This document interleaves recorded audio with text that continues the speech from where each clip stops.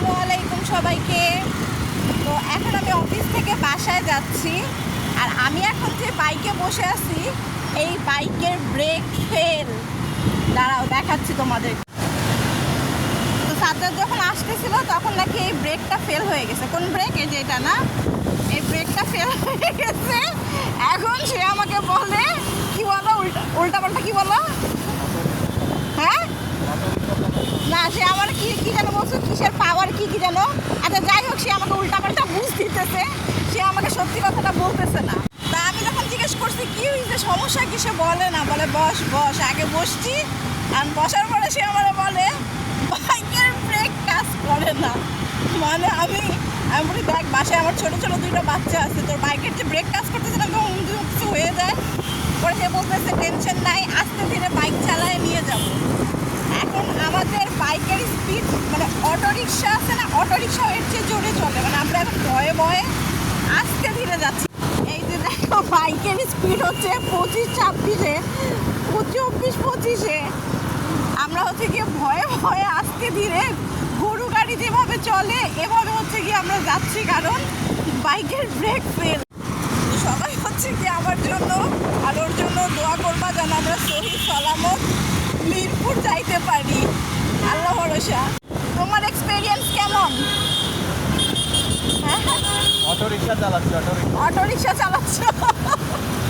আচ্ছা ঠিক আছে, সবাই ভালো থাকবেন। মিরপুরে যদি কোনো সার্ভিস সেন্টার পাই তাইলে হচ্ছে গিয়ে, যদি সার্ভিস সেন্টার পাই তাইলে তো রাস্তা দিয়ে ঠিক করায় নিয়ে গেলাম, আর যদি সার্ভিস সেন্টার না পাই তাইলে এভাবে ঠেলে ঠেলে আমাদেরকে যাইতে হবে মিরপুর। তো ফাইনালি হচ্ছে গিয়ে ঠেলতে ঠেলতে ধাক্কাইতে মিরপুর চলে আসছি। মিরপুর বলতে ইসিবি আসছি। তো এখানে হচ্ছে গিয়ে সার্ভিসিং সেন্টার আছে। সার্ভিসিং সেন্টারে আমরা হচ্ছে গিয়ে এখন জিজ্ঞেস করতেছি যে এরা হচ্ছে গিয়ে ঠিক করতে পারবে কিনা। যদি সম্ভব হয় তাহলে এখান থেকেই আমরা ঠিক করিয়ে নিয়ে দেন হচ্ছে গিয়ে চলে যাব। এখানে সিরিয়ালি সমস্ত সার্ভিসিং সেন্টার আছে। তো সাজ্জাদ হচ্ছে গিয়ে ওনাদের সাথে কথা বলতেছে যে আসলে ওনারা কত নেবে, কিংবা যে মডেলটা দরকার আছে এই বাইকের জন্য, এই যে এই বাইকের জন্য, সাজ্জাদের ছামিয়ার জন্য, তো সেই মডেলটা আছে কি না চলো দেখাই তোমাদেরকে। ওই যে দেখো, ওর পেট এমনভাবে বের হয়ে থাকে মনে হয় 4-5 মাসের বাচ্চাও পেটে নিয়ে ঘুরতেছে। মানে খায়া টায়া পেটটারে তোনটারে বাইর করে ফেলাইছে।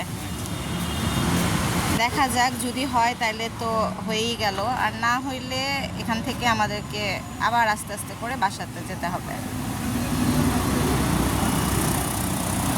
পাইছো? পাওয়ার মেশিনটা নাই তোমার? না বানার সামনে গিয়ে পাওয়ার দিয়ে মাপতে, তাহলে একবার ওখান থেকেই করো। বেলটা আগে ঢেলে নেই, ওখান নিয়ে পাওয়ারটা নামানো। পাওয়ারটা নেই, পুরো পানি আইস। কিসে? পুরো পানি আইস। বাট আনফর্চুনেটলি এখানে কাজ হয়নি। সামনে যাই, সামনে গিয়ে দেখি সামনে কোথাও থেকে করাতে পারতেছি কিনা, দেন নেক্সট আপডেট আপনাদের সাথে শেয়ার করব। আনফর্চুনেটলি এখানে কোনো কাজ হইল না। আমরা এখন ব্রেক ছাড়া গাড়িতে চড়ে বেড়াচ্ছি। এখন আমরা কই যাবো সাজ্জাদ? আমরা এখন কালশিতে যাব। কালশিতে গিয়ে দেখি সার্ভিসিং করাইতে পারি কিনা। ভয় লাগতেছে কোন সময় না জায়গা। ওই হ্যাঁ, টিকিট পাসপোর্ট ছাড়া আসতে যাবে।